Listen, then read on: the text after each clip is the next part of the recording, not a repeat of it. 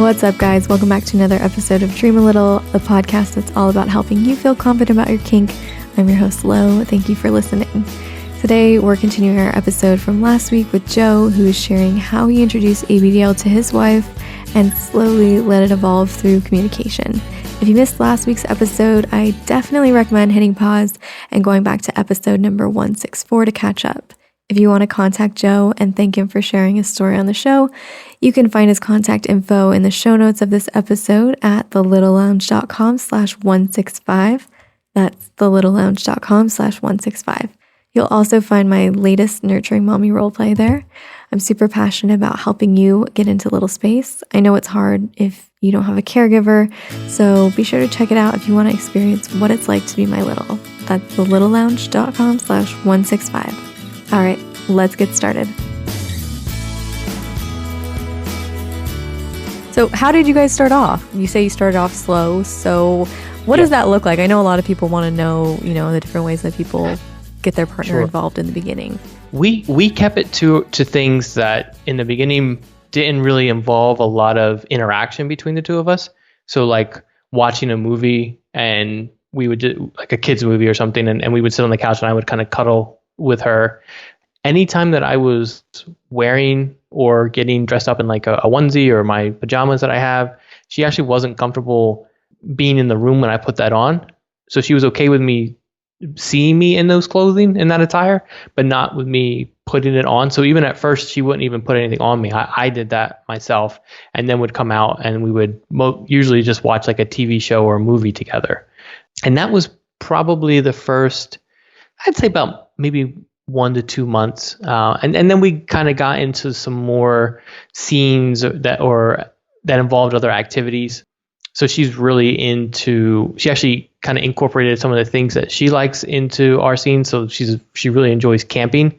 So the one night in our old apartment that we had a few years ago, she set up the tent in our living room, and we did like a pretend kind of camp out in our living room. That's fun. That's it was really cool. I'm also incredibly lucky that my wife is a writer and a creative arts major from college. So she's not one to ever be short on new ideas or new things to try. She's very creative, and she has definitely channeled her creativity into some of the scenes and the activities that we do. Wow, she sounds super creative, and that's a great quality to have in a partner for this kind of dynamic that you have. So when you were talking about kind of the boundaries that you set in initially. Mm-hmm. I'm just curious to know if she had told you that up front, or you had to find that out through trial and error, the part about like, getting changed in a different room and, taking it slow like that. For the things that for her were like a hard no in the beginning, she was comfortable telling me that. There were things that we kind of found out mostly by mistakes that I made. I will take full responsibility for a lot of these, and that I was so excited and probably a little selfish that I was trying to push things much faster and not really, almost trying to do it first instead of asking her first. Mm-hmm. And then that's when her reaction would be like, whoa, that's a little too much. The first thing that I can remember when we first started doing it is I had a pacifier, and I put it in one night, and I asked her, would you be okay if I slept with this in? And in the moment, she said okay, and then later on the next day was like, hey, listen, that put me on the spot. I felt really uncomfortable. The next time you want to try and do or introduce something new like that, can we sit down and talk about it first before we do it? And once she said that, I finally like clicked in my thick head that she's a part of this too. She has every right to say yes or no, stop or go with these things, and I need to be respectful of that. And after that point, I think I did a much better job of making sure I was getting her consent and making sure that she was comfortable. And we both would have really good open conversations about where we wanted to take things from where we were at. Wow. It sounds like she has excellent communication skills, and that's a even better feature to have, or like a quality to have in the partner to let like, I mean, she could have just been like, what the hell are you doing? Like, that's weird. Absolutely. Like, Totally. Oh no. Yeah. And it's not just with, the age play or the little stuff too. It's all parts of our relationship, which makes things, I think, a lot easier for me. But no, she's a wonderful communicator. And I think definitely doing this has made our communication skills throughout our relationship much, much stronger. I could definitely see that. Over time, did she become more comfortable with you having a pacifier at night? I mean, over time, she's pretty much gotten comfortable with everything. I mean, she'll put the diapers on me now, dress me. I mean, go get into a pretty good scene play, I guess, if you will. I don't know if I'm using the right terms there, but Right. I mean, there's a lot of things that we do now. Bath time, she'll feed me. I have a pacifier I use sometimes, a bottle that I'll use sometimes. And it's, again, it's been a little trial and error because, again, this is stuff that I really wasn't sure if I wanted to do because I hadn't done it yet. So I've kind of been feeling around trying to figure out who am I in this space. I think the one spot that she hasn't gotten comfortable with is me using the diapers yet. Yeah. So that's kind of like probably the last big hurdle. But we still haven't reached that point. I mean, I get it. That's hard for people who aren't into this to really get, I think that's hard for her to understand. And I've asked her to read some articles just to give her a better idea about where I'm coming from and why that's something I would be asking her to do. And she said, like, it's not a no forever. It's just a no right now. I just need more time to get comfortable with it. And I think now that we're kind of more settled in our life, where we haven't been, we're at a point where we're married now and in our homes, and both of our jobs are kind of set. We know where they're going to be going. We're going to have more time to kind of explore this a little bit deeper and give it a lot more time than we've been able to. And she says, we just got to stay open to it and see if I get there. That's great. And I love how you said, when someone says no, it doesn't necessarily mean no forever. It's just not right now. Like, I feel like that's one of the biggest takeaways that I've gotten from this whole episode is, sometimes your partner isn't okay or comfortable with something right now, but if you handle it well and you're grateful that they're even open to it, they could come around to the idea. I mean, not always, but it's possible, right? Right. I absolutely agree with that. I feel like through this whole experience, she's probably been highlighting the right way that you should respond or react to this and how to deal with it. And a lot of the times, in all honesty, the way that I've approached it, I've probably been all the wrong ways. But it's a little bit lessons learned. And she's been very open about it and accepting from the very beginning. One of the first things that she ever did right after we started this is she was at a really busy time in her work. I mean, she was working like 12, 14-hour days, 5 days of the week. So she's like, listen, I'm not going to have the energy for this. I'm not going to have the time for it. And this would not just be a good environment for me to try to start doing this. And I said, I understand, and I get it. And she could probably tell I was a little disappointed that we had to kind of push it further down the line even more. But to make me understand that this was something that she was still willing to try and was still open to when the timing was right, she went out and actually bought me my first stuffed animal and didn't tell me about it. And I came home from work one night and he's sitting right there on the couch. And I have him now 3.5 years later, or 3 years later. And so she's been phenomenal at just making these small gestures about respecting what my wishes are and making sure that I understand that she's open to it and willing to try it at least once when she's comfortable and ready for it. Under the right conditions. Yeah. You have to be in that right mindset. If you're tired or if you're stressed out, I mean, you're not going to be able to get into that headspace. I know littles can't even get into the headspace sometimes from that point. I struggle with that all the time. She'll be like, hey, dude, it's a Friday or Saturday night. We don't really have any other plans. Do you want to try and do some little time later on? And if I have a really stressful day at work or something else going on, I'm like, listen, sorry, I just can't get into that headspace tonight. Did you ever think you'd be saying that to someone? Nope. Not a chance. I never thought I'd be.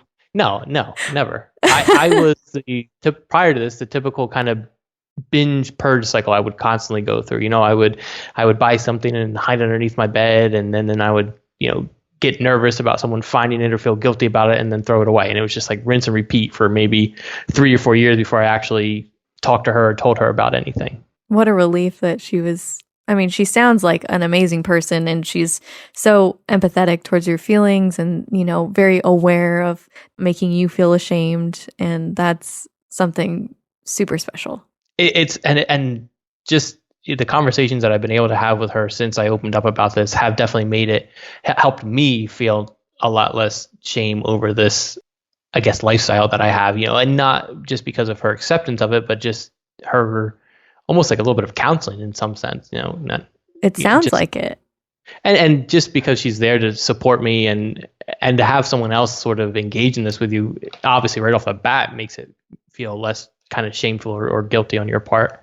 Yeah, I mean, she's coming at you saying, I don't care. Like, this is You're right. something that Yeah. like it doesn't matter to me. It doesn't change how I feel about you or how I see you, and it's like that's amazing. That's so awesome. Yeah, I mean the nice narrative here is that, and again, I did not. I wish I could go back in time and redo some of the things that I did, because it maybe would have made things a lot easier for my wife. But now that we've kind of been through this experience together, it's definitely made me a much stronger person, and it's made our relationship a ton stronger. And it's been nice because it's given us something that is just us and nothing else. No one else shares in this, right? No one else is a part of this in any way in our lives. This is kind of our thing that we do together. It makes it extra special when it's like your little secret, and everyone Yeah. else from the outside, would have no idea that this was something that you do, and it's just that intimacy. Like, I don't know how else to explain it. It's definitely gives me a much at times, especially after we finish scenes or role plays, or I see her take initiative. It just makes me feel so much closer to her to know that I'm that loved by another person, that they would do that for me. I never thought I would find that or have that. I know. And even though we talk about kink sometimes and it's like, oh, it's just a kink, but like, let's be real, it's important to us, and it's always been a part of us, like longer than most things in our life. And it's like she's the only one who gets to see you like as your truest, I don't want to say truest self, because like obviously you're not a baby, but like, you know what I mean? Like, this is like a part of you. Yeah, I was gonna say there's multiple parts of me, and she's the only person that gets to see that part, and gets to engage in that part with me. Yeah. Oh my gosh, I love it. So really quickly here before we go, I just wanted to ask, what were some of the things that you would have done differently? Well, based on just the feedback and conversations that I've had with my wife, I think she would have appreciated it if from the beginning I had opened up about everything. Once I told her that I was kind of into diapers and she kind of better understood about what ABDL was, her question to me is like, well, what would you want to do? And I got nervous again because I was afraid, well, if I tell her everything, will it scare her away or freak her out? And obviously I should have realized, like, she's asking me what would I want to do, saying like, you can tell me, that she's opening up that door, understanding that she might hear things that she's not completely comfortable with. So what it kind of turned into was this like slow drip, drip, drip of us doing something new and her saying, how was that? And I was like, oh, that was awesome, but can we try this now? And instead of her being prepared for what that ultimate like end goal or end scene would look like, I just kept kind of slowly revealing that to her. And I think that became an extra sort of stressor, because she obviously could see that and caught on to it and was just always afraid that what we were doing was never going to be enough for me, and that there was always going to be something else, and worried that she might reach a point where she wasn't going to be able to give that to me anymore. Right. She wanted to know, sounds like she kind of wanted to know, like, what is the end goal here? I mean, we don't have to get to that today, right? But what is it? Exactly. What do you want this to eventually look like? And how will this fit into our lives as it is today? Yes. And I guess maybe partially I didn't know the answer to that myself at the time. Yeah. But I definitely knew more than what I told her. And if I could go back and do that again, I would definitely try and do that. Again, that's one of those things that is so much easier said than done, right? Because you're like, I could barely say the word diaper like out loud, and I'm like, I don't know, like, well, I guess I want you to put me in one, and I don't know, it's awkward to talk about. Like, and that was just how I kind of was with that topic in general. Like, I don't know if I even said the word diaper in any type of context or conversation with any person. I was like, well, I got to avoid this or they're going to figure it out, right? Yeah. You have that paranoia to you. She was convinced that I hated watching like Disney movies or kids shows or kids movies. And then, she was actually, oh, thank God, when I finally told her like this was why I was always so like put off or reserved in watching any of those films. And she's like, oh, well, this is fantastic. So you like to watch Disney movies? I'm like, yes, I love them. She's like, me too. I mean, I get it. You try to act, and this is true for me when I was like identifying as a little, I'd try to act like the complete opposite so that no one would ever know. Like you kind of like make up for the fact that you are into this by being the exact opposite in your everyday life. I was overcompensating and trying to go like hard in the other direction and not show any inkling to enjoy anything kind of related to little space or childlike activities when no, I really did enjoy that. How silly is that? It's like I have a deep, dark secret. I actually do like Disney movies. Yeah. And she would always ask me, do you want to watch this? I'm like, I don't know. It's not that interesting. Let's watch something else. And then when I finally told her, she was like, oh, thank God. All right. And then she's like, I'm just going to pick every movie that we're going to watch. I'm like, yeah, that's perfect. Perfect. That's exactly what I want. I mean, yeah.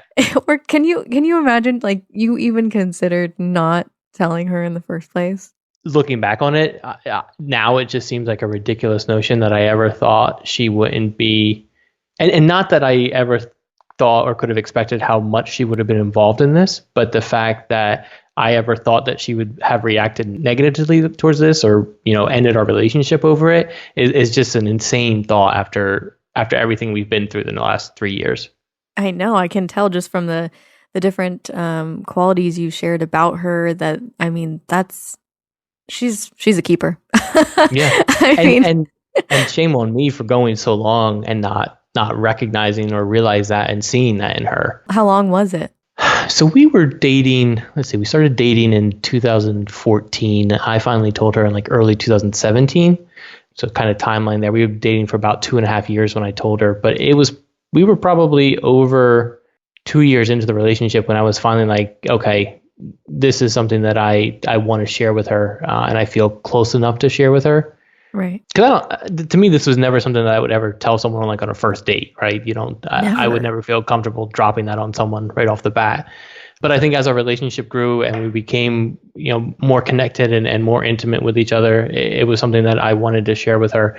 But then that anxiety kicks in, and I probably spent that another 5 or 6 months kind of waffling back and forth. And during that period is when I sort of shut down and internalized all of my thoughts and reactions around her. And it just opened up this huge gulf between us. And that's kind of, like I mentioned earlier, kind of led to us separating for a period of time for over a few months before getting back together, like late 2016. You can't be present when you're so consumed with thinking about something that you're going to do in the future or things you haven't done in the past. I agree 100%. I can. Hopefully none of your listeners have experienced this, but every second or moment we spent alone together, I felt like I was just having this internal battle with myself about say it, no, right. Just back and forth. And she totally picked up on it. She didn't know what exactly, but she could see there was something going on. And then I think that kind of now in her mind, she starts thinking, okay, does he not love her? Is there another person? What's going on here? Is this relationship over? And then she kind of had the same kind of reaction that I did, where as we pulled apart from each other.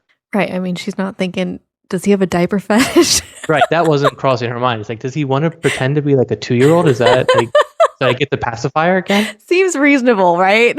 Yeah. How did she not think that? That's what happens in all the like ABDL videos you see online. Not going to happen in reality. Right. Yeah. Whatever you watched online that someone's put together, that's your fantasy, but that's not reality. No, it's not. But I mean, your reality turned into, your own little fantasy. And that's really cool. Oh, 100%. I mean, it would take up too much time for me to go through all the different things that we've now done and shared with each other through all of this. And it's been an amazing experience. And even though I was incredibly scared and anxious, because you're really opening yourself up and making yourself vulnerable in a way that probably most of us have never done before. Right. I mean, especially as a guy, it was a whole nother set of vulnerabilities that I just don't usually have to deal with. And so there was a ton of fear surrounding that. But once I finally pushed past that and we really began to have these conversations with each other and this relationship, this new part of our relationship started to grow, it made all of it worth it. That's amazing.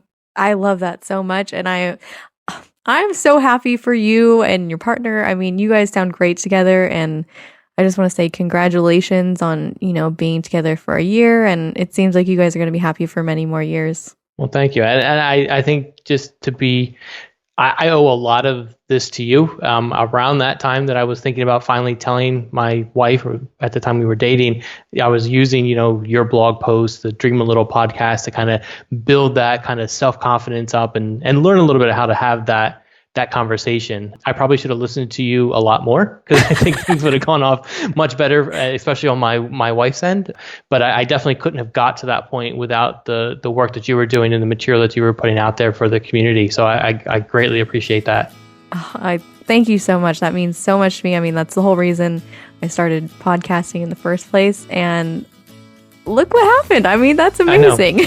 You can claim some credit, a lot of credit, I think, for us being married. Your podcast definitely helped us get to that point where, our relationship grew strong enough that we wanted to spend the rest of our lives with each other. Wow. I would have never been able to open up to her and get to that point if it wasn't for listening to your podcast and reading the daily emails that you were sending, or the blogs that you were writing. That means so much to me. Thank you so much. And Joe, you sound like an amazing person. I want to wish you guys the best of luck on your journey together. I know it's going to evolve and things are going to change. So maybe we'll come back here, a little while from now, and we'll have another episode together. Yeah, I'd love to come back and share all the new, hopefully fun and exciting things that we've been doing together. I would love that. Let's stay in touch then. Please, definitely. All right. Thanks, Joe. I'll talk to you soon. You're welcome. Yep. Talk to you soon. Bye. Right, bye.